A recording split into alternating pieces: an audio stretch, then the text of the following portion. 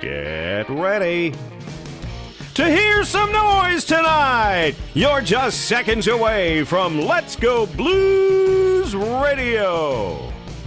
No doubt about it, eh? You're listening to Curt, Bill, and Jeff on Let's Go Blues Radio, the original St. Louis Blues hockey fan podcast. Take it away, boys. Okay, I don't know. Whatever it is, it's not right on the teleprompter. I don't know what that is. I've never seen that. Okay. Now, I can't read it. There's no words on it.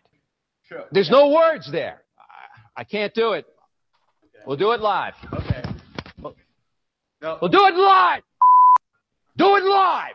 I'll write it and we'll do it live. F***ing thing sucks. In 5, 4, 3.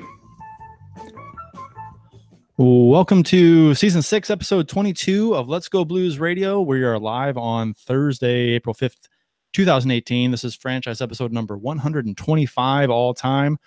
My name is Curt Price. My Twitter handle is @CurtPrice. Bill Day's Twitter handle is @BillyBlueNote, and Jeff Ponder's Twitter handle is @JPonder94. If you want to send the show a tweet, go ahead and do so @LGB Radio.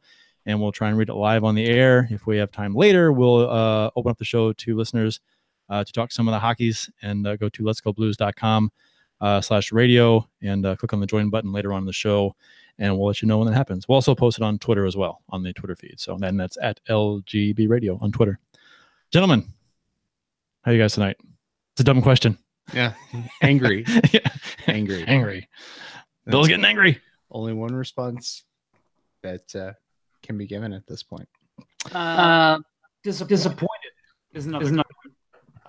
Angry, disappointed, a little sweaty, a little tired, I guess. All those mixed into one.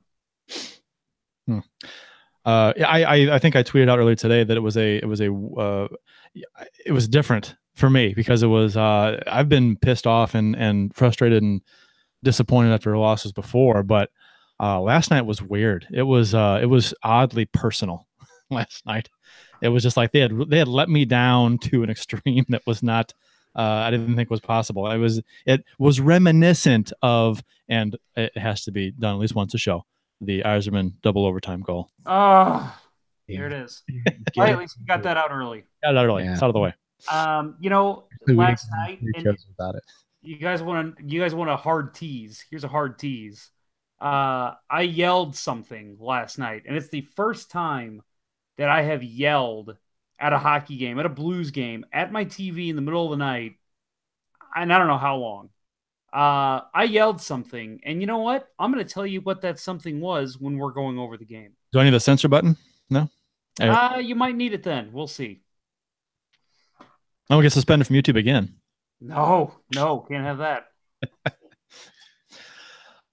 We have a guest with us to start the show this evening. His name is Thom Pauly, who is a writer and contributor to Cheer the Anthem, the Cheer the Anthem Twitter account, which is a Chicago Blackhawks Twitter and social media group. I know that they used to do podcasts or still do podcasts, or I'll have to ask him. He is a beer leaguer, and his tweets are his, or so his Twitter account says. So welcome back to the show, Thom. How are you this evening? I'm doing well, guys. Man, it's been a while since I was on last, and I think the first time I was on with you guys was like 2 years ago when our teams were good. Yeah. Playoffs, right? Playoffs? Yeah. I forgot what that was like. Yeah. Back when both teams had NHL caliber goalies. Yeah, no kidding. Man. Do you guys still do podcasts, or we're on hiatus? It's like waiting for the next Led Zeppelin album. Not that we're anywhere close to that, but we've had people move and job changes and kids, and it's one of those things where we've just kind of been lazy about it. And this year I think would have been more cathartic than most in the last year and a half. I guess we could have at least talked and had a support group for everybody. That's what this show feels like Yeah. quite often. Yeah. Ever since December, December Yeah. was the start of the beginning of the end for the Blues. It was odd because December 1st we were like number 1 overall, and then all of a sudden it just went downhill. Yeah, Jay Bouwmeester returned. And, Yeah, all went to shit. So speaking of going to shit, so what's been Chicago's problem this season? I mean, you guys have Hossa on the LTIR, Crawford's hurt. Seabrook has been a healthy scratch, a couple times at least, right? Panarin was traded in the offseason. I assume those things are a big part of it, but is there more to it, or what's your take on it? Yeah, all of those things kind of in a perfect storm, and then Corey Crawford, the best player, getting hurt, which masked a lot of the problems that existed, I guess, last year. But see, I guess right around the time where the Blues started to fall off, and you guys started to press the panic button, I was making peace with the fact that this team wasn't going to make the playoffs. So for the last 3 months, I've been watching the games differently. I've been watching to see Alex DeBrincat and Nick Schmaltz, and to see what Vinny Hinostroza might be able to do, and kind of trying to get a look at David Camp. So it's been interesting. But I think to go back to your question, like what's gone wrong, I think there's a lot of things. And I think defensive depth is one of them, and obviously Crawford getting hurt, but none of the trades panned out over the summer. And, Stan Bowman took some chances and essentially struck out a couple of times. I had a question on the tip of my tongue and I forgot what it was.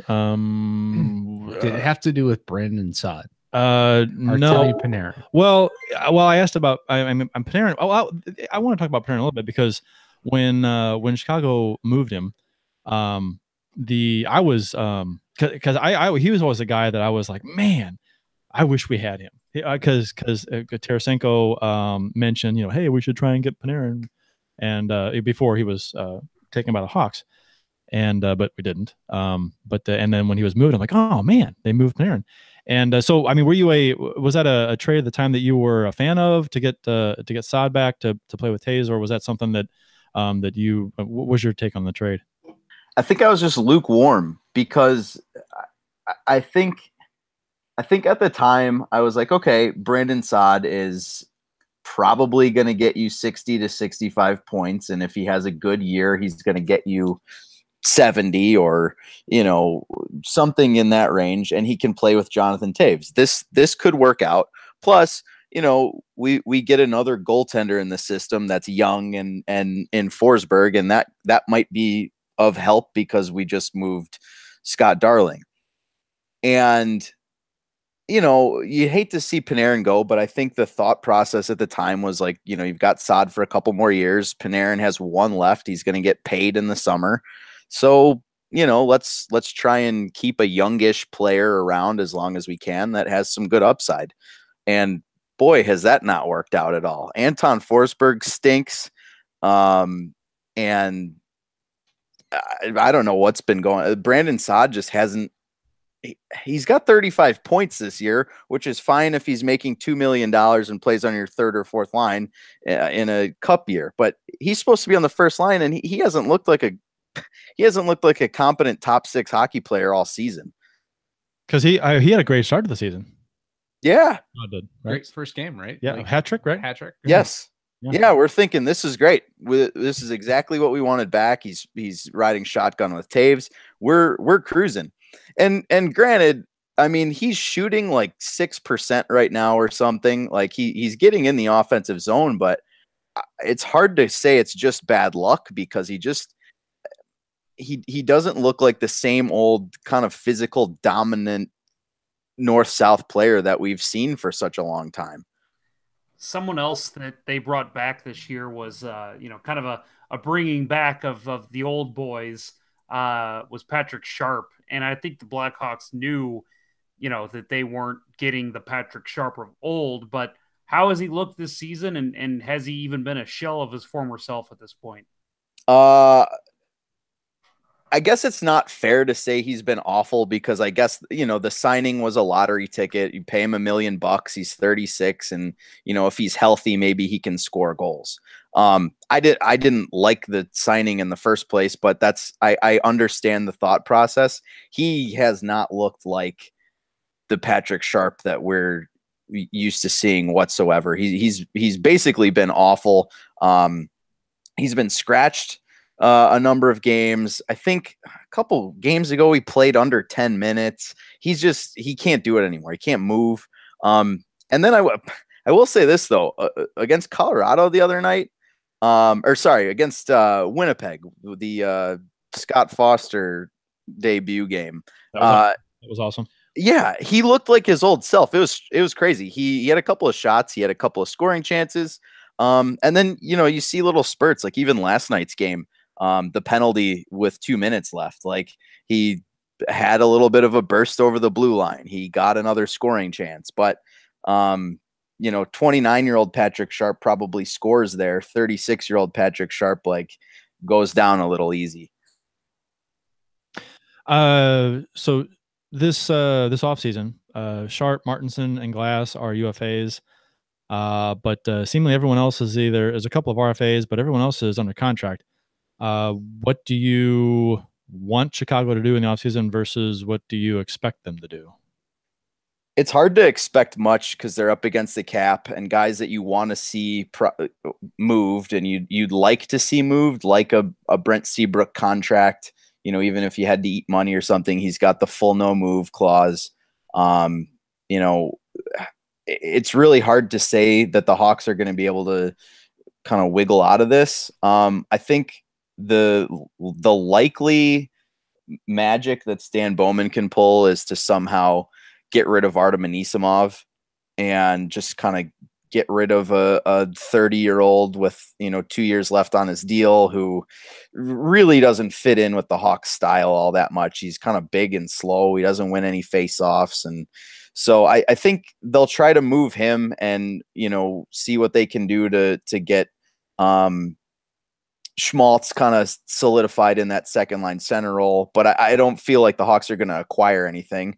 And I think really the next logical step for them is to try and find some way to get a backup goalie for Corey Crawford and potentially someone that can start, considering, we really don't know what Corey Crawford's deal is right now. Mm-hmm. And with Hossa, I mean, they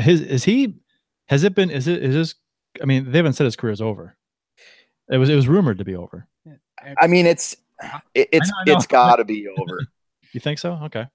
Yeah, I mean that it's with what I understand is if you get what he has called the gunk, like if you get that, you're pretty much screwed. Like you can't put hockey gear back on your body after that. It just kind of eats itself, which is gross. But yeah, I don't see him coming back because he played with that for a while. He had that condition for a little while. Yeah, and I guess it's miserable. Yeah. Ugh.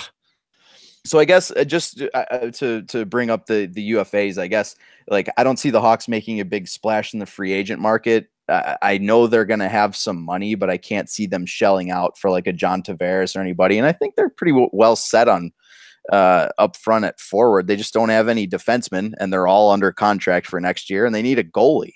So I don't know who they're going to get because the UFA goalies that are out there are a lot of, retreads. You get Halak, I think Andre Pavlik, like there's really, and I would assume the Blues are going to bring back Carter Hutton. So I don't know.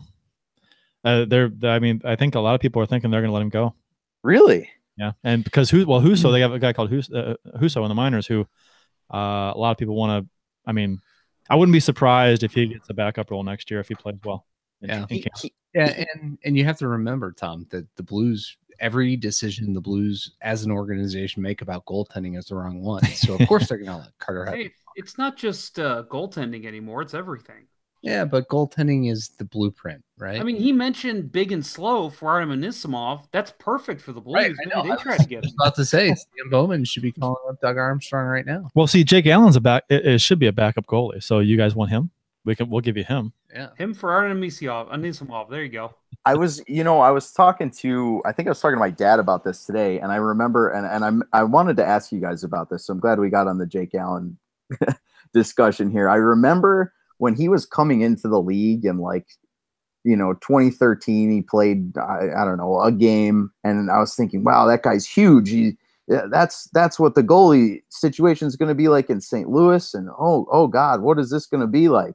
And then when he came up and he was splitting time with Brian Elliott in 15, I was like, man, this is going to be scary in St. Louis if they're going to have him for 6 or 7 more years. And am I crazy, or has he gotten worse?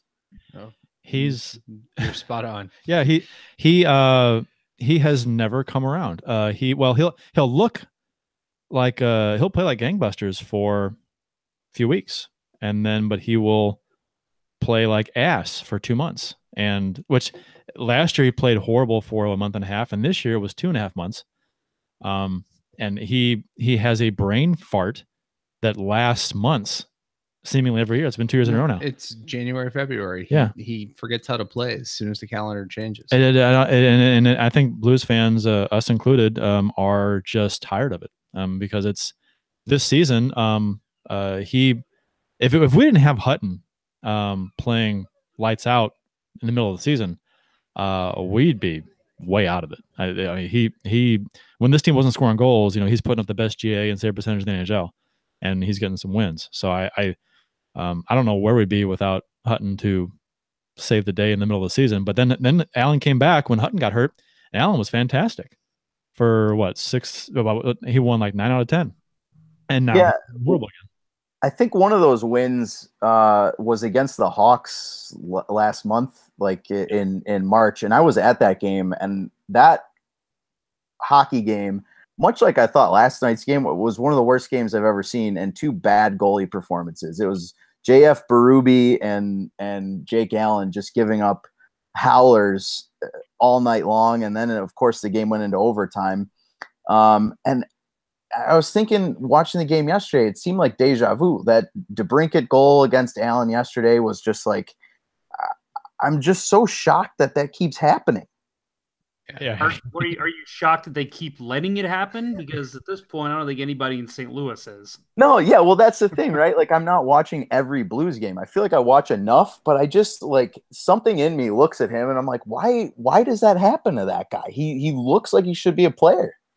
I think that his MO for a long time has been that he buckles under pressure. And even before he came up, there was scouts saying he's just not a big game goalie. And I think we're starting to see that. He had a good playoff last year against the Wild. I thought he was okay. A lot of people would say he was awful against the Predators. But it seems like when the season's on the line or the game's on the line, you can tell he's fighting the puck. He doesn't cover rebounds. He's really just kind of trying to push the puck to the corners, and he just loses his composure at the snap of a finger almost. Yeah, and people are saying that he plays better when he's not pushed by a competent backup. Meaning, and that would lead into the whole pressure thing. When there's pressure, oh my gosh, I got to play well, or else I might lose my starting job. And he freaks out, and he can't play anymore. Because when Hutton was hurt, he was playing great, and Hutton wasn't wasn't backing him up. Right. So by that logic, the Blues will not re-sign Carter Hutton next year and just say, Jake, it's all yours, bud. Well, and there's rumors that the Blues called up Husso. Yeah. So I was like, oh, no, it's no. They called him up, but I'm saying that the rumor is that they're calling it because then if they sit him on the bench, then Allen is like, oh, whew, I'm not going to get pulled in this game. I got it, which is just a ridiculous quality to have in a goalie that you can't. I don't even. Yeah, I mean he's the guy that never found any consistency. Up and down, up and down. He's consistently inconsistent. Exactly. Yeah. Great, like you said. Great series against Minnesota last year, and then he couldn't make the difference-making save against the Preds. Real quick, I just want to intervene with a tweet that we got from one of our favorite St. Louis Blues Twitter accounts, Mr. Blues Hat. He says, it's so weird to listen to a knowledgeable, undouchey Hawks fan. So congratulations, Tom. I'm really trying to hold it in. So You're winning the hearts and minds. So since we're in last night's game, so going into last night's game, what was your take on the mindset of Hawks fans going into the game last night? I'm assuming they echoed Kane's comments, because I mean, it made me laugh to see a ton of Blues fans online outraged about what Kane said, because I loved it. I personally loved it. I love the whole rivalry. We want to knock out of the playoffs, our arch rival, whatever. I loved it. It made the game. It made it interesting and fun, but people were pissed off about it. So I imagine most fans were the same thinking, you included. You want to knock the Blues out? Yeah, I think so. I wish that we didn't play. I guess I wish the Hawks didn't play the Blues twice this week. I think like one win to try and knock them out of the playoffs would have been enough, because now, just for pride, the Hawks have to do it again, and I'm in full tank mode. Like I'm rooting. It's weird. I'm rooting against the Hawks right now. I don't want them to be winning games, and I feel like they're hurting their odds to win the lottery by beating the Blues. So it's kind of one of those double-edged swords. Like, this is awesome. I love beating the Blues, especially watching it happen in like kind of for Blues fans, a heartbreaking fashion. Like when they showed the bench yesterday after the overtime, or the Duncan Keith goal with 8 seconds left and everyone's head sunk, like I smiled. It was really like, that's what sports rivalries are supposed to be about. But at the same time, I was like, oh, that's not a tank win. Like, let's slow down here, guys. That on the flip side, that reminds me of when Blues fans had that that smile on their face, is when Tarasenko tied the game with like a couple seconds to go in the playoffs, and Crawford, that photo of Crawford with his head down on the shelf of the cage, just in despair. So yes, same thing. But is that so Kane's comments, was that something that your opinion, do you think players should say that publicly, or were you concerned about it maybe giving Blues extra incentive to win, which they shouldn't need? But I wish players had more personality and we weren't treated to robots. Like, I hate when Jonathan Taves is asked questions. Any question, it's the most boring thing in the world. And when players say, hey, we don't like that team, they're our rivals, like that makes the game much more exciting. Like it feels like they're one of us, and it gives us that connection to the team that you want as a fan. So yeah, I think it's awesome. Like if that were to happen next year, or let's say somehow the Blues and the Hawks both make the playoffs next year, like wouldn't you want them to say, hey, we want to take the Blues on, or the Blues to say, hey, we want to see the Blackhawks before we win a Stanley Cup? Like, I want to see that happen. That's why we have the divisional schedules and setups in the playoffs that we do now, right? Like, foster some rivalries. Let's get it going. I love it. Let's see. We talked about Allen. What happened? We have a San Jose scored. All right. Oh man, you guys are way ahead of me. This sucks. I'm watching mine on Chromecast of the streaming. I should be way behind you. What are you watching on? I'm watching mine on Chromecast as well. Okay, I guess my Chromecast is faster. I guess. Yeah. Oh, deflection. Hey, the Sharks scored. Ducks. So yeah, we talked about Allen. So yeah, I think, and actually, I think Blues Twitter, I think, is finally in full agreement about Jake Allen. Wouldn't you say, guys? I didn't see any. Usually, during the season, when Allen would have a bad game, they'd always like deflect and blame it on the team in front of him, and not really want to. But now, I pretty much everybody is anti-Allen that I've seen. Nah, I've seen some people, mostly on Facebook groups and stuff, which I know it's hard to talk about some of those people, but a lot of them have been saying, oh, well, yeah, Jake Allen's allowed to have a bad game every now and then. Where was this team the rest of the season? That kind of stuff. It's four in a row, I think, right now. So at a crucial point of the season, too, when you just need like one to really just kind of make things a whole lot better, and you can't get it. Yep. But first period, they reviewed goal line play. I want to talk about this a little bit. The Schwartz wraparound that Keith with his skate saved a goal. Now the above camera angle was blocked by Berube's glove and Keith's skate, but was this a case where if it was called a goal on the ice, they would not have been able to overturn it and call it a no goal? Because it was, you couldn't, you could see white between the puck and the goal line, but the puck was on edge. So you couldn't tell from overhead if it had broke the plane completely. Do you think it was in, or do you think it was just we couldn't see it and it was in, or it wasn't in and it was the right call? What do you think? I think that whatever the call on the ice was going to stand. Yeah, because there wasn't enough overturn. Yeah, right. There's no way to say, and I honestly think they got it right. I think Duncan Keith made a hell of a play to stop the goal. Oh yeah, his skate. I thought if his skate's not there, you could tell it goes in because Berube's glove wasn't quite there yet. But yeah, I'm with you guys. I think it was I don't know if it was the right call, but something Jimmy the Cat Hayes said that I heard when he was breaking it down a little bit. He said he thinks that if they called goal on the ice, they wouldn't have overturned it. Yeah. So basically, they would have gone with whatever the call was on the ice, and I think that's probably a correct assumption. I think that it was just one of those quick plays. There's not a great replay that really showed because the overhead that's usually the definitive one, you couldn't see because of the positioning from Keith. So I was okay. When they said it wasn't a goal, it wasn't like I jumped out of my seat. I understood it. It's unfortunate because it did seem like the puck went over the line, but we don't want these referees or Toronto calling plays that it looks like it was a goal. You have to have the definitive proof. Yeah. Well, with how much they've botched goal interference and a ton of replays this season. I guess you never know what they're going to do when they come back from talking to Toronto. Tom, your thoughts on that play? I'm almost confused anytime they ever go to replay.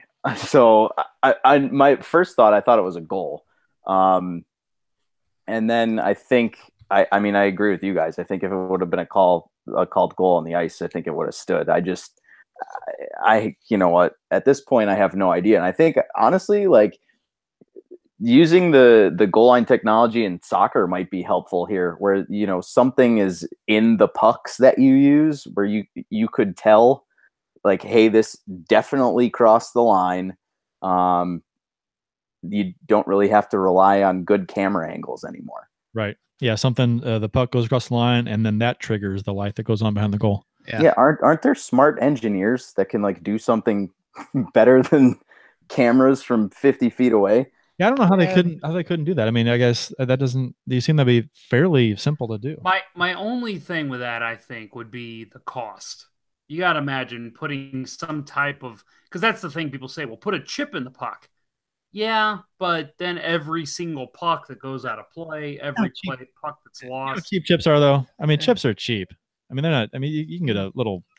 Yeah, although I guess you could get defective ones. but at the same time, how many retired NHL officials are you going to put out of extra money after their careers over because they can't sit in the war room? I don't think the war room exists. I think it's a guy in his basement.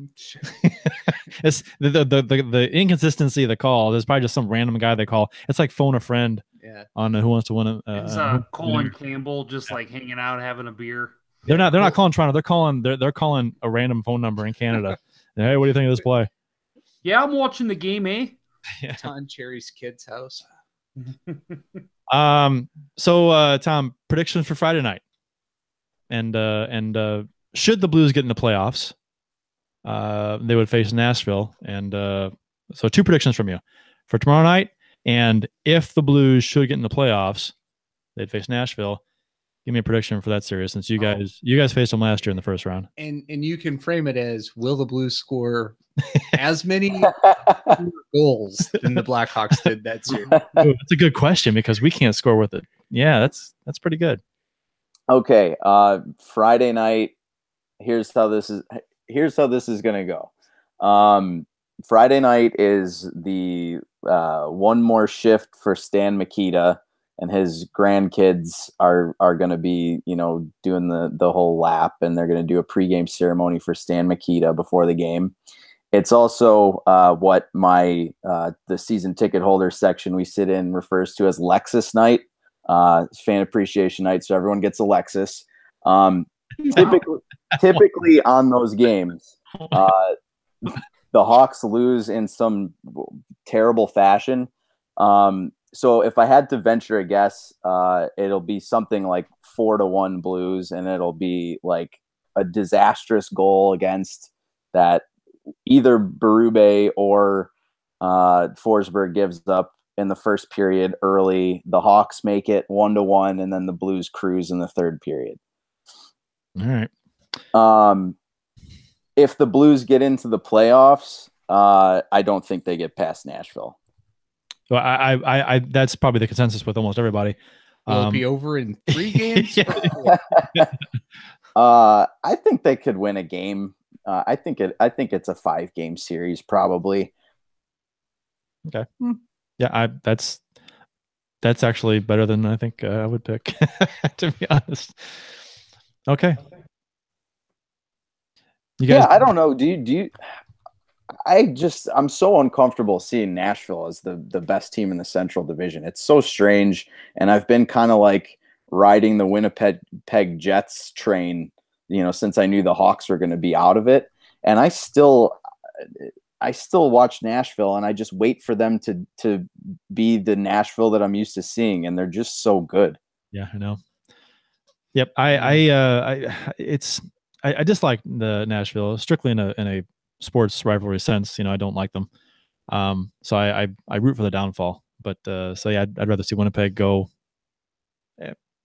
farther than Nashville. But I can't. Last year actually in the playoffs, I was waiting for that to happen with Nashville, and it never did. And I thought this year when they started the year off with Ellis hurt, I thought, that'll be a big deal, and that didn't seem to bug them that much. So yeah, well, I mean, they had a slow start. The Blues had a hot start, and then but Nashville, but Nashville wasn't that. I mean, they were still playing really well, and Ellis was gone for a long time. What, like 8 weeks or something? Yeah, last year you're talking about waiting for Nashville to suck. Rene was spectacular until the final.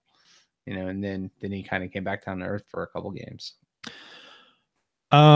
Where can folks find you online, Tom? You want to tell people? Don't Google me. It's at Thom Pauly,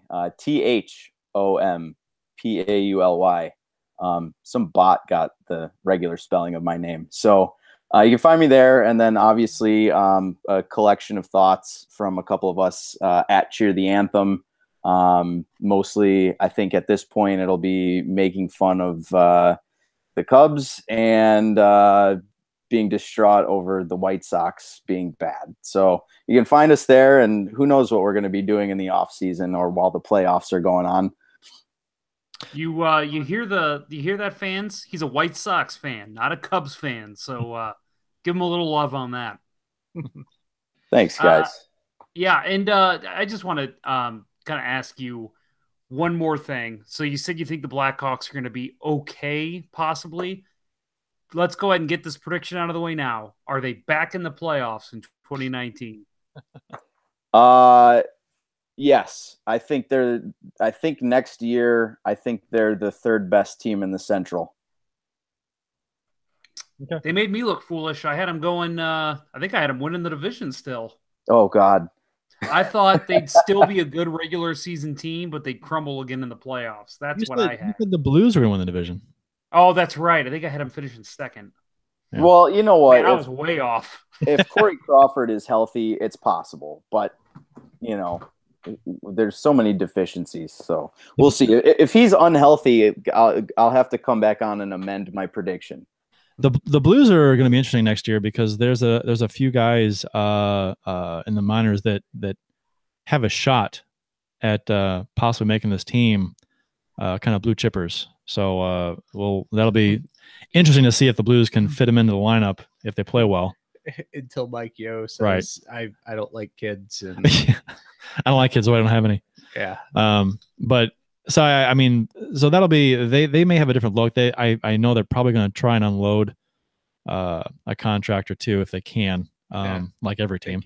But so it'll be interesting to see because the Blues may have a little bit of a turnover with a few players next year. So we'll see.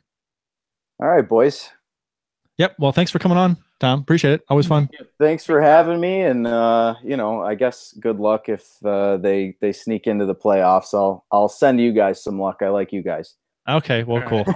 Thanks, man. All right. Take care. Take care. See ya. Bye. Thom Pauly. I enjoy having him on. We should just have him on every week. Can you just replace me? He's much better than I am. Yeah. Yeah. No, I totally just wanted to talk Liverpool soccer with him that whole time. You guys can. I'm so over hockey. You guys can create a little private hangout if you want. Yeah. All right. We'll do that. Why don't you start a Liverpool podcast with that lovely man? Yeah.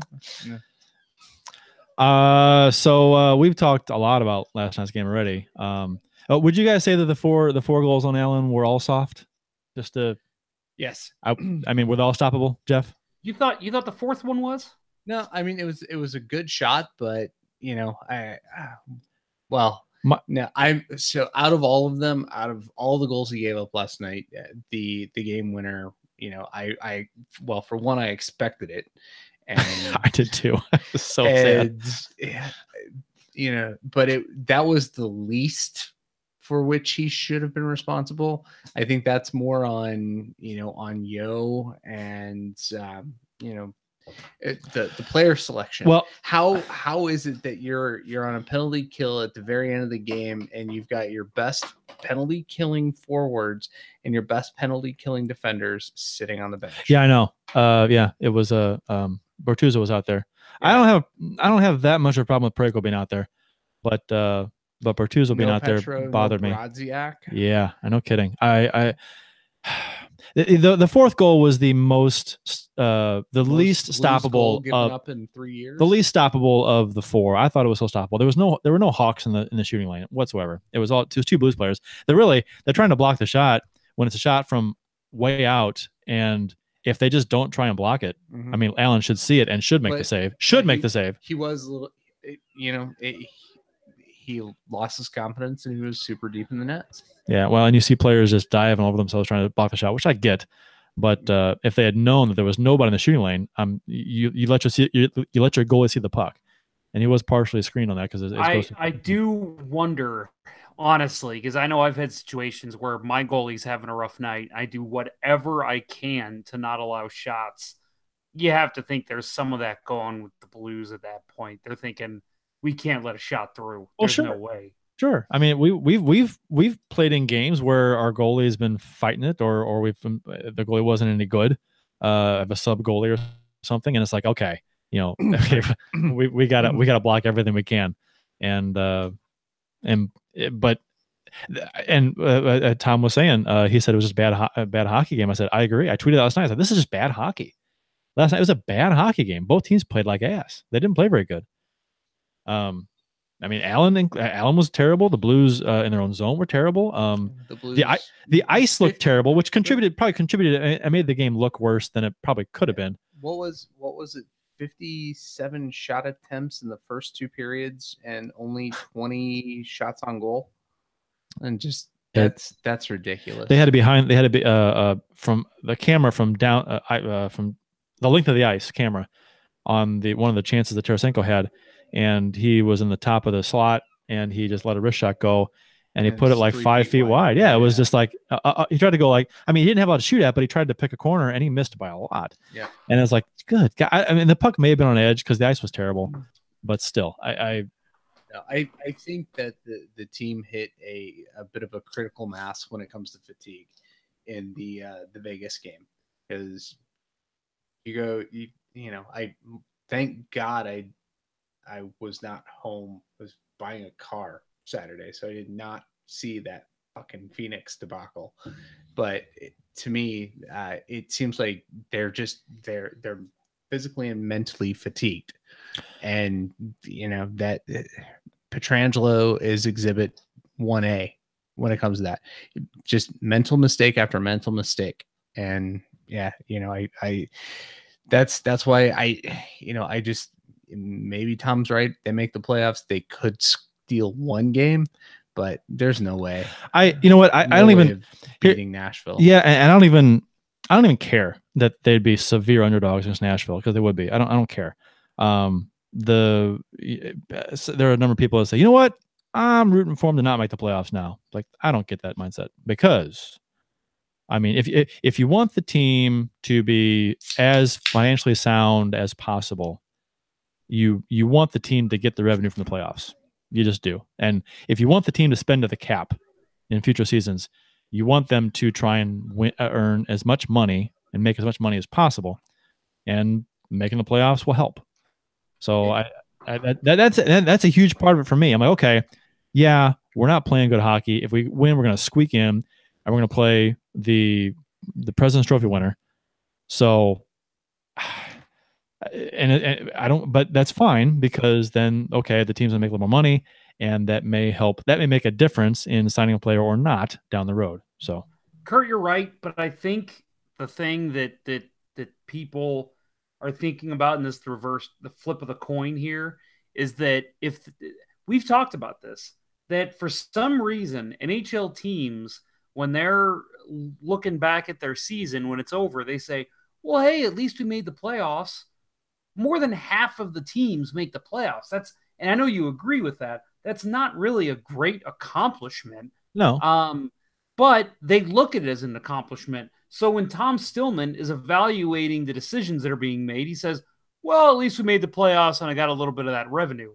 Now, yes, we want this team profitable. We want them to continue making money. But if that is the difference between we need to make some moves and I need to fire this guy or that guy, and it's, well, I'm not going to do that because at least we made the playoffs, then you don't want your team making the playoffs. You want him to make those tough decisions, to let people go and to tell the GM, you've got to make some moves this summer or else your ass is out the door. You want that. So I can see why people say that. And I do think a lot of the people that say that, honestly, are the uneducated fans who just are like throwing them off and saying, well, baseball season started, I don't care as much. But I do think the educated fans that say that, that's why they say that. And I don't have a problem with it, as long as, honestly, that's your reasoning. That is a valid point. Yeah. But I think, because I think somebody had said that the Blues were, they had let some people go, front office wise, locker room wise, training staff wise, because of money issues.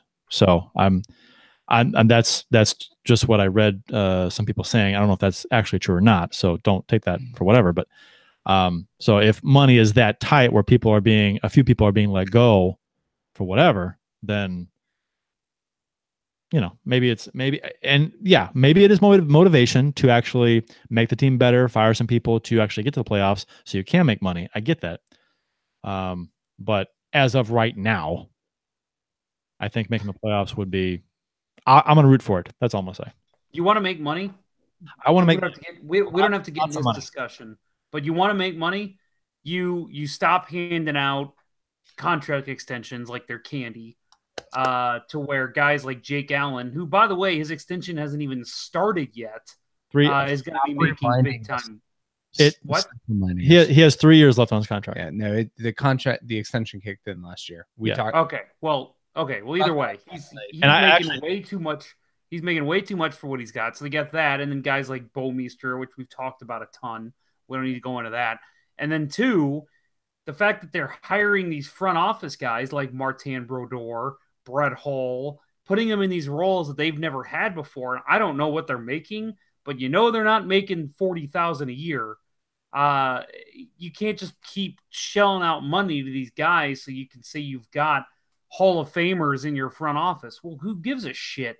If the team's not winning, if they're not doing what they need to be doing, I don't give a shit who's in the front office. So I just think that they've been I don't know if that's an Armstrong call or a Stillman strong on the front office staff, but that's the kind of stuff that you want to make money. Stop just dishing out contracts to people, whether it's players or management.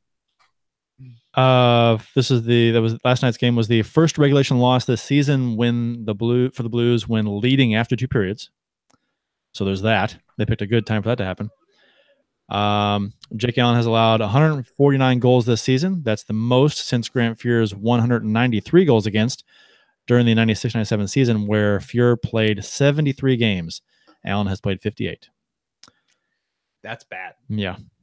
Like I tweeted out last night, I just don't believe Jake Allen is a good goaltender. He's not at this point in his career. He should have solidified himself as number one, and he has not done that. He is not an NHL caliber number one goalie. Allen's comments after the game: we basically let them win the game. Essentially, Allen said afterward, taking the blame. He said we didn't do anything positive in the third period. We took ourselves out of it.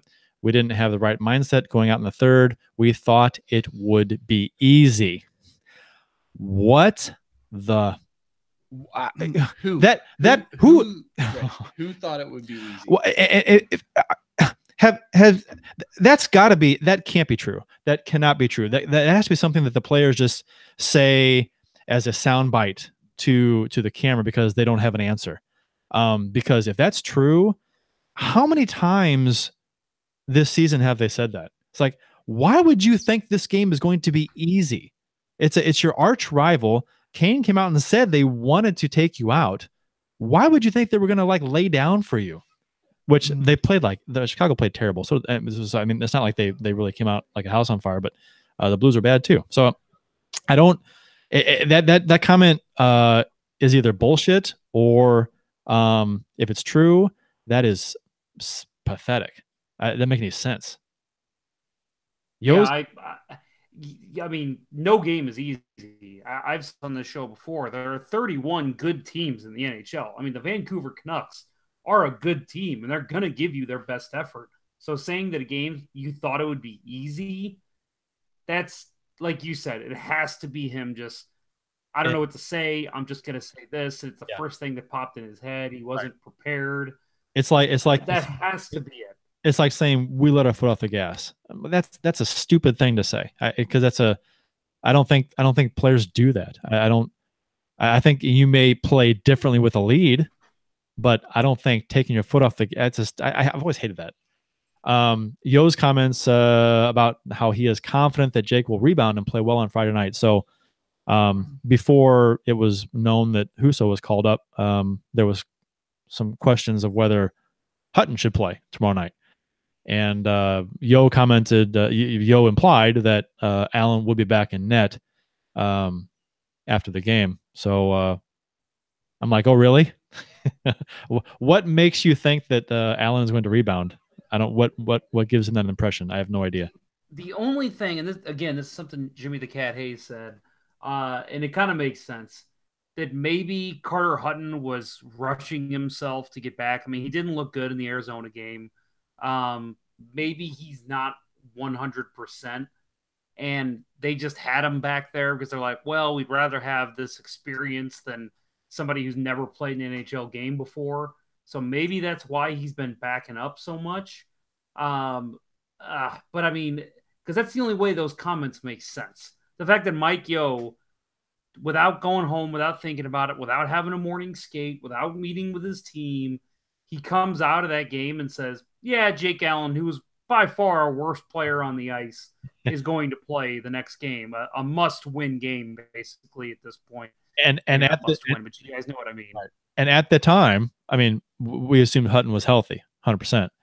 And so you've got a guy on the bench who has the best goals against average and a tick below the best save percentage in the NHL on the bench. So and you would think that so okay, if Hutton was healthy, which has not been said yet, I don't think, who do you start tomorrow? Who would you start tomorrow, Bill? Hutton. Okay. Absolutely. Jeff? Hutton. Okay, Fuck. me It's too. not even a question. Yeah, If it's a question of Hutton being 80% healthy, yeah. I start Hutton. Okay, I agree, and I think a lot of people on Twitter agree as well. Jake Allen's done. But I agree. So okay, so Husso's called up. Let's assume that he is backing up Allen tomorrow, or let's assume he's on the bench tomorrow. Do you start Husso? No, well, no, because it's Mike Yo. No, do you start Husso? Do I start Husso? Yeah, I do. Okay. At this point, Jake Allen's done. I would tell him, you've played your last game with this organization. We've given you 5 years to be ready to take over. You've failed. You're done. Jeff? I like Bill's response. I really do. And I want to say I feel the same way Bill does, because I don't want to see Jake Allen in a Blues jersey ever again. But I'm just, I don't like giving a goalie his first NHL start, a guy who we think could be the future of this team. I'm not sold on giving him his first start in, again, basically a must-win situation, because I don't want to hurt his confidence at all. I'm not saying everybody's Jake Allen and their confidence gets hurt like that, but I don't want to take that risk yet. Why not Bennington, right? It's against a bad team. Yeah. It's against a bad team. We're not going into Washington, or we're not going into Boston. But a team that has played you hard all year. Right. Yeah, but Jake Allen makes 3 routine saves last night. It's not even a fucking game. Yeah, I agree with that. It should have been 3-0, and actually, should have been 9-0. It really should have been. Gosh, and Berube has to pull off a huge save on Barbashev. Yeah. And then the Hawks score like 30 seconds later to make it a 3-2 game. It could have been easily 4-1, and that was a shorthanded goal, wasn't it? Yeah, that was the shorty. Oh, that was the demoralizing goal. That when that went in, I said, you cannot allow any more shots on Jake Allen. You just can't. And it's unfortunate, because you need to rely on your goalie in that situation. And when Chris Butler takes that penalty, which, by the way, I'm a supporter of Chris Butler. He's a St. Louis boy. I'm always going to have his back.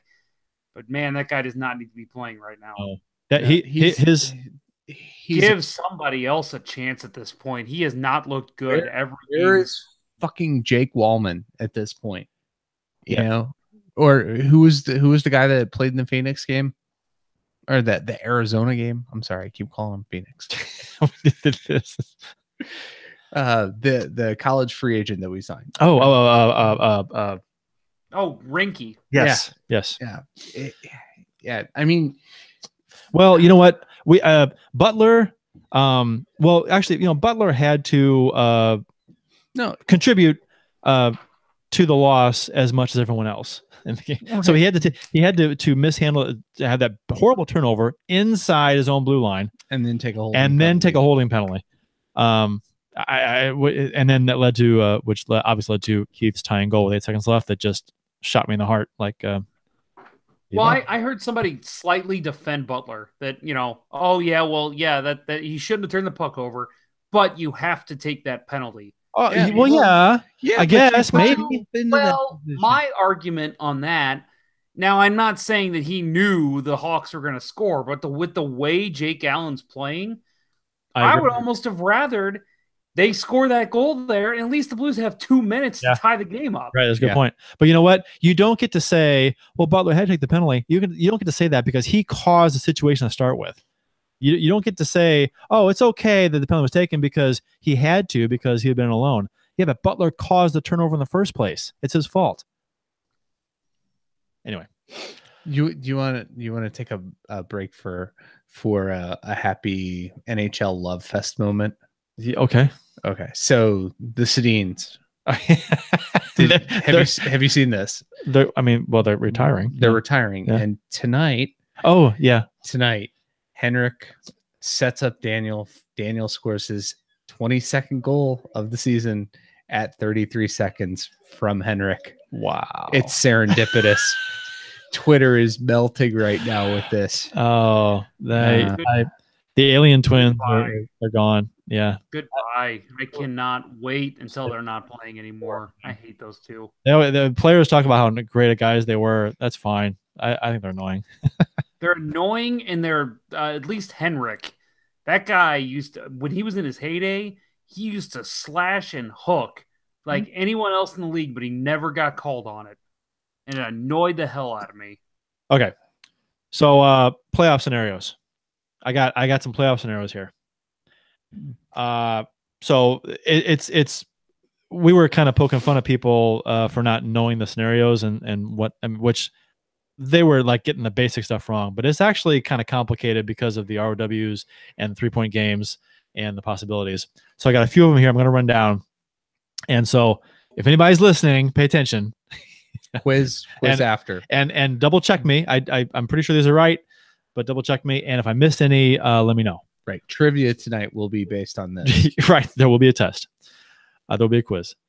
If Colorado loses to San Jose tonight, which they're losing 1-0 in between first and second period right now, and we win tomorrow, we'll be up by 1 point. So on Saturday versus Colorado, a regulation win or an OT win or a shootout loss will clinch. The only way we don't clinch is a regulation or overtime loss that isn't a shootout. If Colorado loses to San Jose tonight in overtime and we win tomorrow, the winner of the game on Saturday goes to the playoffs. If Colorado loses to San Jose tonight in a shootout and we lose tomorrow, the Blues have to win in regulation on Saturday. If they lose or win in an overtime or shootout, they're eliminated. If Colorado wins in San Jose tonight in regulation or overtime that isn't a shootout, and we win tomorrow in regulation or in overtime that isn't a shootout, we win. We need to win in any way or form, shape or form on Saturday. If Colorado wins in any manner versus San Jose tonight and we lose tomorrow in regulation, we are eliminated. If Colorado wins in any manner versus San Jose tonight and we lose tomorrow in overtime that isn't a shootout, we need to win in regulation on Saturday. So I'm sure no one followed any of that, but I'm sure there might be more, maybe. But anyhow, yeah. How many different? That was 6. That was 6 different scenarios that could happen. Let's note too that Colorado's having just as hard of a time winning games right now as the Blues are. Well, they've got issues. They've got no Varlamov. Varlamov's hurt. Johnson's out. McKinnon can't score all of a sudden. Yep. They're having a lot of issues right now. So the scenario of them losing tonight is completely possible. And it's funny because we've played them 4 times so far, right? 3 times so far. 3 times. And we're 2-1 versus them. Yes. So, I mean, that comes into play as far as head-to-head goes. So if they beat us, then we're tied head-to-head in points gained. So that and regulation wins, we're tied right now. But if they lose and then we win tomorrow, then we're up by 1 on regulation wins. So, and if they would, oh God, if they win in a shootout, then that wouldn't count as an ROW.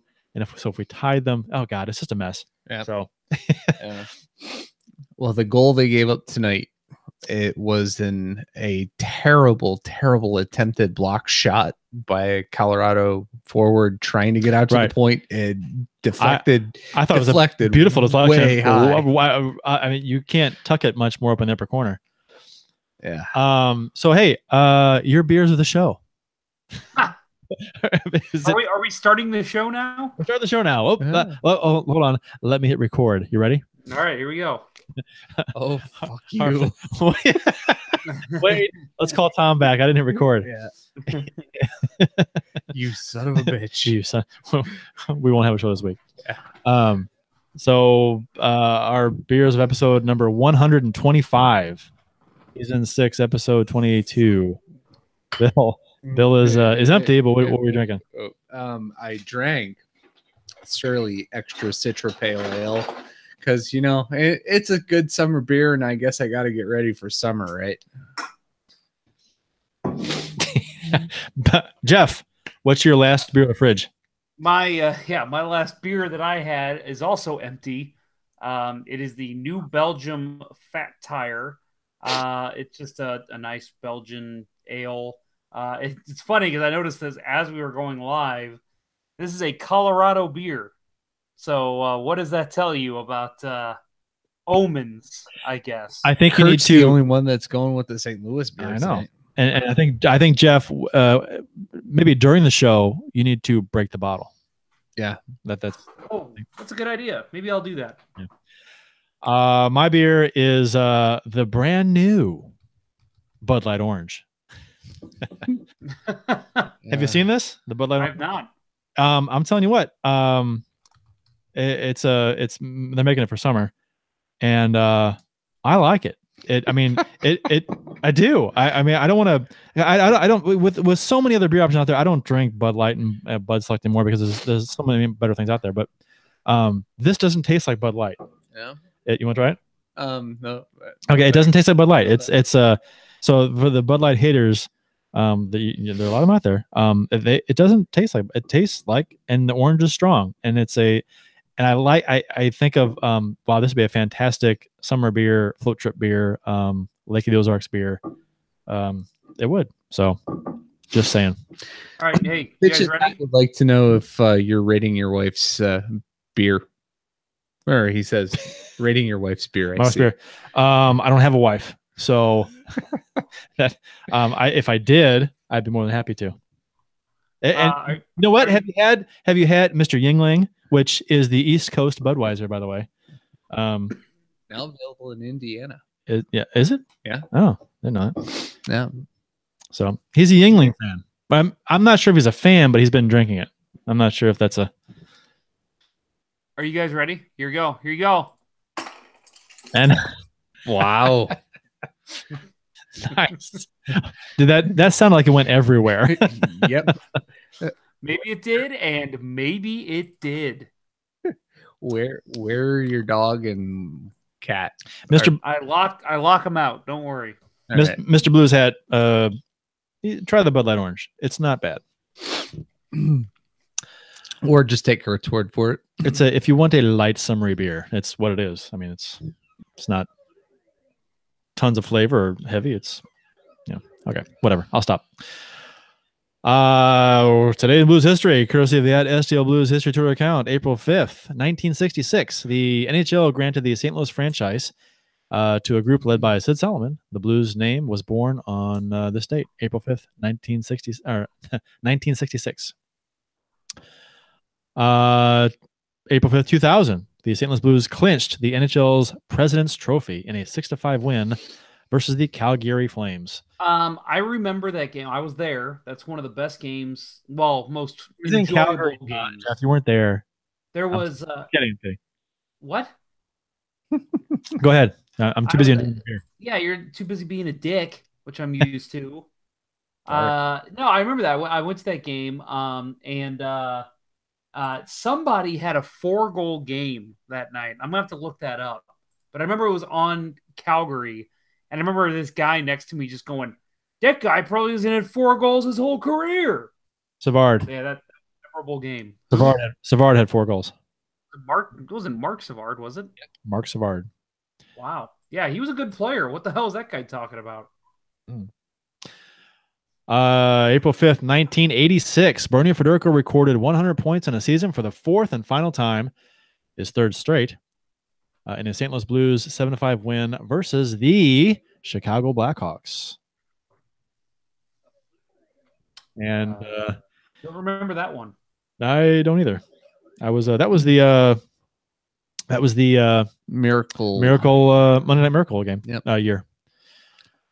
April 5th, 1994, Curtis Joseph broke the St. Louis Blues single-season record for goalie wins with his 34th. Michael Lute had 33, the previous record holder, in a 5-1 win versus the Chicago Blackhawks. We should have had Tom on for these. Yeah, theme there. Yeah.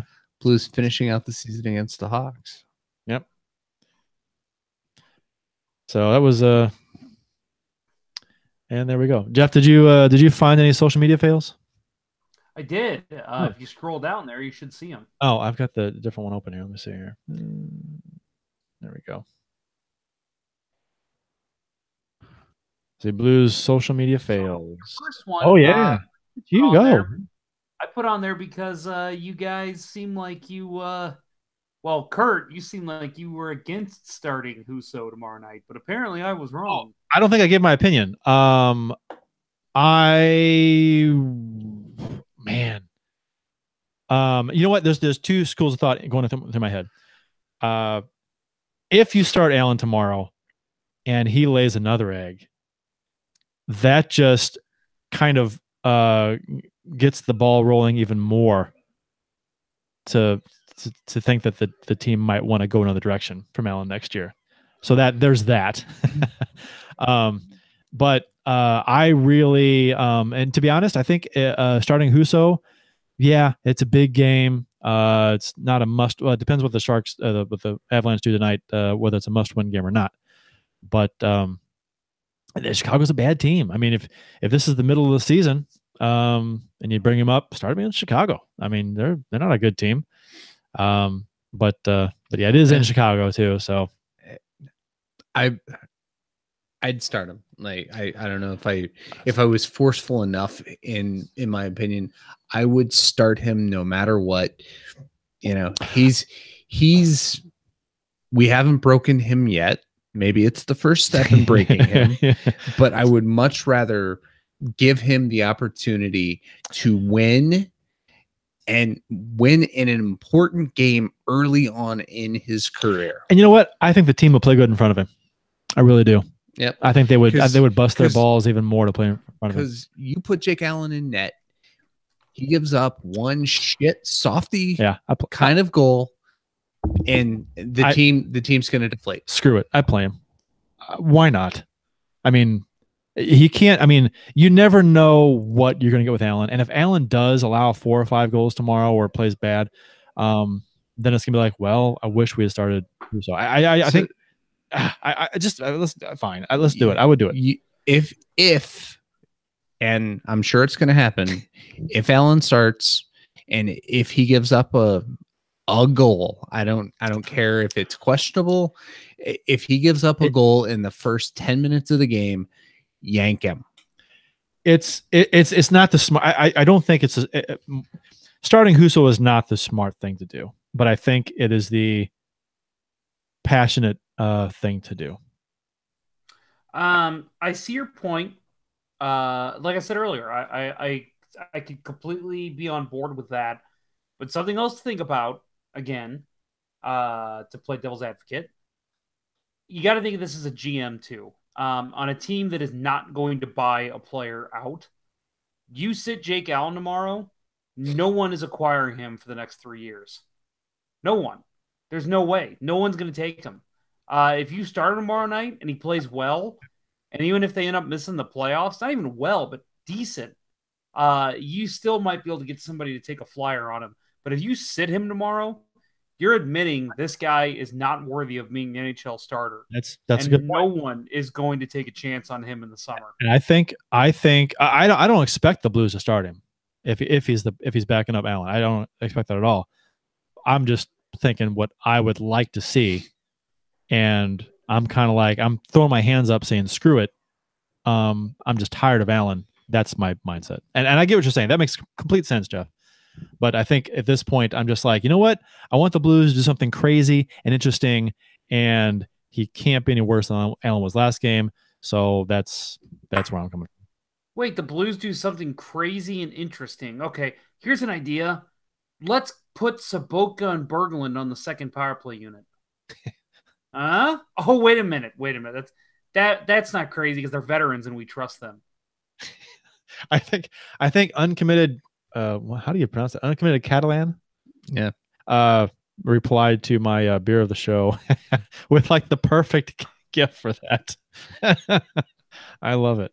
Bewildered child. The bewildered toddler in the car seat. I think is just kind of like looking around, and just like, what is going on?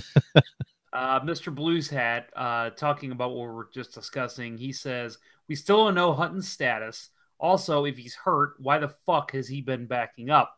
We talked about that a little earlier. I agree with you. I mean, unless he hurt himself again. Yeah, it's obvious that he's not healthy from before. So were they just putting him in there saying we'd rather have an injured goalie than Huso? If that's the case, I can't get on board on that. I mean, if he can't play, there's no point in having him out there. Let's see who we got here. I asked for things that folks wanted us to talk about. Let's see. Did we want to do that or try to continue with social media fails? Oh, sorry. Well, I'm going to skip the first one because apparently that's not much of a social media fail. So let's just skip that one. I think it is, and I think that's why, as I said, it's not a smart thing. I think it's a crazy thing to do because it's almost like, you know what? The Blues are throwing their hands up and it's like, we don't know what to do with goaltending, so we're starting Husso. That's kind of where I'm coming from. I don't think it's a smart thing to do. I think it is a social media fail to think that Husso should play, but I still want to do it, if that makes any sense whatsoever. So you're just admitting that you're a part of the social media fails this week. Yeah, because the Blues aren't going to do it. The safe thing is to play Allen because he's your guy and the guy that your GM just signed a contract to that he's his first year of, and if you sit him in the biggest game of the season, why is he on this team? So he's going to play. He's going to start if he's healthy, but I can imagine him being pulled fairly early if he is not playing well, and you might see Husso then. If Husso is playing, like Mr. Blues had said, we don't know if Hutton's actually hurt. I think we're probably keeping a lot of people on edge right now, saying, "What the hell was a social media fail?" Because we keep talking about it. Curt, you want to take it? The second one here. The first one. The first one. That we keep referencing, but haven't mentioned it in 15. Okay. On the St. Louis Blues Facebook page about Husso being called up, David Kupke Sr. states, you reap what you sow. You may have blown a chance at the playoffs, but I would like to see it if this guy can be the answer. Last night, Allen answered back showing he has no Liut, Sanowski, Fuhrer, and most importantly, Curtis Joseph. No Elliott? He may have beaten hard. He may have beaten hard once in a while. I've beaten hard every now and then. Yeah, I'm beating hard right now. This is the most uncomfortable podcast I've ever done. He may have beaten hard once in a while, but he would bounce back and play hard in the net. Okay.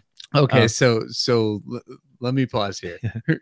I'm going to give him props for name dropping Ed Stanowski, but Ed Stanowski was a backup goalie, and he leaves off Elliott, the best Blues goalie of all time. Right. He had one really good playoff, Ed Stanowski. He did. Yeah, he did, didn't he? The Liut was injured, I would imagine, or was it in between? I don't remember which one it was. It was the year before. I remember seeing highlights of it. I can't recall what series it was before my time.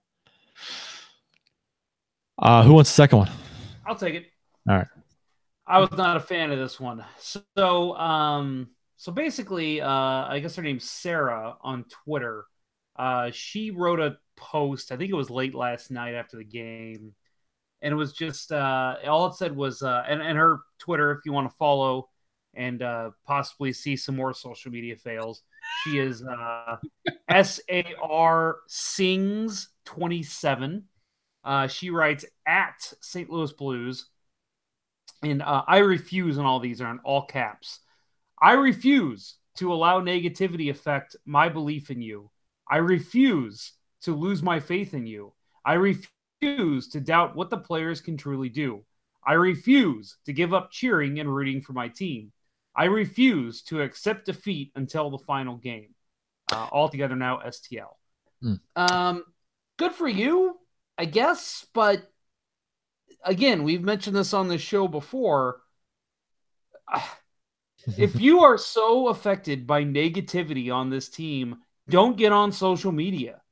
We're fans of this team. People pay money to either buy jerseys, go to games. Hell, most people that I know that have cable only have it so they can watch the Blues and Cardinals. That's the only reason I have Sling TV. We're paying money to watch this team. Whether you want to be positive or negative, I don't care. It's your prerogative. but don't get mad at people for being negative about a team that's so wishy-washy as they are right now. You know, the last three are fine, I think. I know what the players can do. They've shown this season what they can do. And I'm not going to stop rooting for the team. I'm not going to accept defeat until the final game because I'm rooting for the team. The first two are like, because the last three are like, that's not special. I mean, you're not separating yourself from Blues fandom that by saying those last three things, because that's everyone. But yeah, allowing negativity to affect my belief in you, and to lose faith in you. I think the Blues are just doing that on their own to people. I don't think that's, you know what I mean? The belief that they're going to do something positive is not strong because of the way they played. That's just a fact. And losing faith in the team, faith is, hold faith in one hand and shit in another. Which one fills up first? Yeah, I think another problem I have with this, and again, I'm with you. Those are the two ones that kind of bothered me as well. I also and maybe this is me getting on my soapbox, I can't stand the people who tweet at like the Blues or at a team and talk to them like they're giving a pep talk. Because it's like, you think the players are sitting around in the locker room like, oh, did you guys see what the Sarah chick just wrote to us? Hey guys, gather around. Get him out of the shower. Get Patty. Get Berglund. Get him off the treadmill. Guys, get in here. Listen to this tweet from Sarah. I mean, no, you're writing it to a social media person. You think he gives a shit? What's the next one here? So she follows it up. Quote tweets herself, which is always a fun thing to do. Quote tweets herself with that post she wrote, and then followed it up with tagging Kelly Chase, Chris Kerber, Cam Jansen, Jamie Rivers, and Darren Pang, and says, I'm kind of tired of the negativity towards the Blues lately. I hope this boosts your spirits as much as the Blues'. So again, she's basically assuming that the entire team is reading her tweets. And second of all, talking about she's tired of the negativity towards the Blues. How? How can you be tired of the negativity? Even Mike Milbury is on bashing Jake Allen last night. I mean, it's warranted. And I'm not saying any of the stupid people who are threatening to cancel their tickets or threatening to never be a fan again, whatever. They can say whatever they want, but for people to like us, or for the people I follow, these are intelligent hockey fans. They're not just saying, oh, the Blues suck because they lost a game. They're everything that I've said, and that again, the people I follow say, it's warranted completely. Yeah, she is the light, Jeff, that will keep this Blues faith boat afloat. Listen, it's a little too late in the season for maybe this was just a late season application for a social media influencer, or maybe she was just listening to a little too much Sting. There's no more home games. What's she doing? Yeah. There's no more social media influencers. No, she believes enough they will make the playoffs. They can very easily make the playoffs. But then she'll be a social media influencer for the playoffs. I see where you're going with that. Because and it's funny how people think that, oh my gosh, the Blues are done. Well, you know what? Okay, look, San Jose is winning 1-0. Okay, the game's not over. It's not even half over yet, but still, they're winning. If they do hold on to win this game, the Blues playoff chances go back up above 50%. And all they have to do is beat a bad Chicago. They don't even have to beat Chicago tomorrow. That Chicago's game is not a must-win whatsoever if San Jose wins in regulation today. So they're 1 point down going into Chicago. If they win that, they got one game in hand on Colorado. So if they lose in regulation to Chicago, so what? they would then have to beat Colorado in Colorado, which, again, Colorado's not playing well either. They're struggling. So the Blues have a bad Chicago team to play and a Colorado team that is not what it was a few weeks ago. So that's my silver lining for this Blues team right now. That even a bad team can get in because they're playing those two teams coming up. So here's what I think. You should cut that off from this show and tweet it to the Blues, so that way Mike Yo could pull out his phone before the game and say, "Hey guys, listen to what Curt Price has to say about us." Right? I would hope that happens. I want to live in a world where that's a thing. That's what happens when you tweet at the Blues.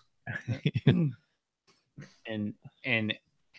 let me just say from experience, ain't no pep talk like a Captain Curt Price pep talk. I've given it to you. Like, get your head out of your ass. So Deanna tweeted us, said peanut M&Ms are by far the best M&M flavor, most underrated. Discuss. And it says sharing size, but no sharing here. Your favorite M&M flavor? I'm stuck on the caramel ones right now. Oh, okay. And Ponder? Which one did she say was the best? Peanut butter. Oh, she's 100% right. Yeah, those are the best. Those are really the only ones I eat. Those are like crack. Peanut or peanut butter? Peanut butter. Peanut butter. Yeah. So peanut butter is up there. I'm a crispy peanut butter guy. Peanut M&M guy. Fuck the peanut ones. Ugh. No, not peanut. Crispy. I'm crispy. Yeah, but he mentioned the peanut. Yeah. I just pointed to Bill on my screen, like you guys can see. Yeah, like I told you, pointing. That guy. No, yeah, the crispy ones are good too. Peanuts are fine if that's all you have, but they're not. No, they're not. They're no almond, and they're no peanut butter for sure. But crispy M&Ms, I think they're highly underrated. Peanut butter M&Ms are fantastic as well. I don't know that I've had those, but in the last week I did have 2 new flavors. Coffee nut. You haven't had that yet? That came out like a year and a half ago or something. 2 years ago. I tried it this week. It's good. Oh, you like it? I like it. Not coffee enough for me. They also have honey nut, or they had honey nut, and they had chili nut, which was a little spicy. It was good. No, I think it was chili nut. But there's a strawberry flavor. Yes, I haven't had that yet. Yeah, I had that. It was strawberry. Strawberry. Okay. Whatever. A reply to Deanna's tweet was, "I think it'd be more interesting to talk about how surprisingly gross the caramel M&Ms are." Oh my god. And Deanna says, "I agree. They're such a weird texture. I almost feel like they'd be better if they were frozen." I've never had them. The caramel? I will. I have an unopened bag at home. I will go throw it in the freezer and let you guys know. Okay. Tomorrow. I'm thinking you'd end up sucking on them if they're frozen caramel. Is gotta be hard as a rock. Yeah. You can't chew those right away. Yeah. Speaking of hard as a rock. Did you just catch the score of the Sharks game? Speaking of sucking on them. Oh God. Damn. It's Let's Go Blues Radio After Dark. Segue with nowhere to go. Let's see. Anything else we got here? Where is this? Oh, that's you already answered that. And I think he did say that. Let's see. I talked about his Yingling, and he said that he is a Yingling fan. Mr. Blues Hat is. It's a PA beer, Pennsylvania. Yes, okay. It is. And Blood Orange, just drink a mimosa. Oh, Bud Light Orange, just drink a mimosa. It's not the same. And I don't. And if you haven't had it, you really can't judge till you had it. By the way, Curt is wearing his banana hammock tonight. Banana hammock, yes. Underneath my thong. Because one can never have too much support. Again, all of a sudden, speaking of hard as a rock. Right.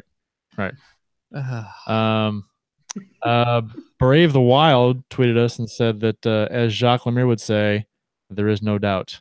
Yeah, talking about my beer. Yeah. And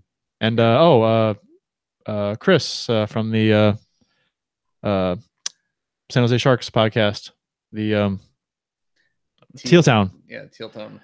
Shirley gets my technology. stamp. Right, formerly technology. Actually, they still have a technology thing. I think there's like 2 separate ones. I think. He says, Shirley gets my stamp of approval. I'm sure Brave the Wild will agree. And then he did reply. Yep, haven't met a Surly beer that I wouldn't drink again. And Mr. Blues had said, "Hey, LGB Radio, don't get nervous during the last part of this broadcast." We'll try not to. I'm gripping the microphone a little too hard. Yeah, I mean, we got to have another show, and I don't know. I'm too nervous to probably do that. We've only done this 125 times now. It should be like old hat. Yeah, and the Blues have only played in 79 games now, 80 games now. How many playoff games has Shen been a part of? And he was nervous last game against a bad team at home in a friendly building. Whatever. Yeah. Can I? Is now a good time to tell everybody what I yelled last night? Yes. Sure. Yes. After the 4th goal went in, even though I still don't blame the 4th goal on Jake, I did yell, "Fuck you, Jake Allen." I tweeted that out. I lost my shit. My wife was in the other room watching a different show because she gave up on this team a long time ago and said, "I'm not even going to watch them anymore." But yeah, she came into the room and just goes, "Blues are losing, huh?" And then I just pointed to the clock on the TV and I go, they were up 3-1. I mean, it was just every Blues fan knows my pain. Yes. I halfway through January, I had to stop talking about Blues with my significant other because things did not go well. You know what pisses me off? Beating her. You know what pisses me off is that if the Blues had held on to win or to get to overtime, 8 seconds, and if this game can stay the way it is, knock on wood, knock on wood, knock on wood. I said if, and knock on wood. My God, knock on hardwood. There's nothing. Yeah, knock on hardwood. Then the Blues would be tied and with Colorado, and if they would then happen to win in Chicago tomorrow, they have a 2-point lead. And then it would come down to tiebreakers just for Colorado to get in. So they would have to beat the Blues. They couldn't. I think the Blues would clinch. Would they not? What? If the Blues had a 2-point lead on Colorado going into Colorado with ROW in hand. But that we would have had to have gotten a point last night. Right. Oh, okay, hold on. Yeah, no, sorry. Yeah, behind them right now. Right. We would have had to have gotten the extra point in overtime to get the ROW because we're tied in ROW right now. And if Colorado loses, and then we still have ROW, and then we'd have to beat Chicago to go up by 1. But if Colorado would beat us, then we tied in ROW and in points, and then we go to head, which it would depend on how they beat us and when they beat us in overtime or shootout to determine this. And if it was tied, then it would go to goal differential. I think that's right. Okay. God. Too complicated. Yeah. Anyway, that might be wrong, but and we know the Blues don't do complicated well. Anyhow, that was a lively show. Yeah. Again, hopefully, if you listen to our show like back to back to back, 2 weeks ago you hear this team's done, they're screwed, they're awful, trade them all. And then the next week you're hearing, oh my God, this team's going to make the playoffs. They could get into the Pacific bracket and make the Western Conference final. Then you listen to this show and you're like, oh, I guess they suck again. Well, it's the roller coaster that is the St. Louis Blues this season. And okay, So as we close out, one last thing. Will they make the playoffs? Because we ended last week's show with this question. We all said yes. Will they make the playoffs, Bill? No. Jeff? Yes. I say yes. Okay. All right. How about this? Will they win a playoff game? Yes. I think they'll win too. Like that. I will say no. I think they'll win 2, and they will. The Predators will We'll celebrate on our ice. Predators will win 4. yeah. We'll win 2, and the Predators, I think, will win 4 on our ice. I'll celebrate. I would have loved to have won. I would have loved to have beat Chicago last night and then have Colorado lose this game, which they're doing, and then win in Chicago tomorrow and celebrate clinching the playoffs on their home ice. That would have been fantastic, but that ain't going to happen. Well, think of it this way. They could do it in Colorado. Yeah, but Colorado's not our arch rival. Yeah, but doing it to a team that they're battling for a playoff spot? Yeah, that'd be great too. Don't be wrong. That'd be fantastic. That'd feel good. But Chicago trumps all. My opinion. Okay, that will do it for this week's episode of Let's Go Blues Radio. Don't forget to check out the Blue Note Sports Bar and Grill in Maryland Heights, Missouri, and also Center Ice Brewery in Midtown St. Louis. For Jeff Ponder and Bill Day, I'm Curt Price. That will conclude this week's broadcast of Let's Go Blues Radio. Until next time, everyone, let's go Blues. Let's go Blues. Let's go Blues. The Chiefs are at home tonight against Cyanosport at the War Memorial at 8. Good seats are still available. I think that went very well. Thank you for listening to Let's Go Blues Radio. Now take off, hosers. Well, there's 90 minutes of your life you'll never get back. Sorry. St. Louis Blues, St. Louis Blues. Have you heard the news about our St. Louis Blues? They've only just begun, they're on their way to #1. Now there's no more blues for our St. Louis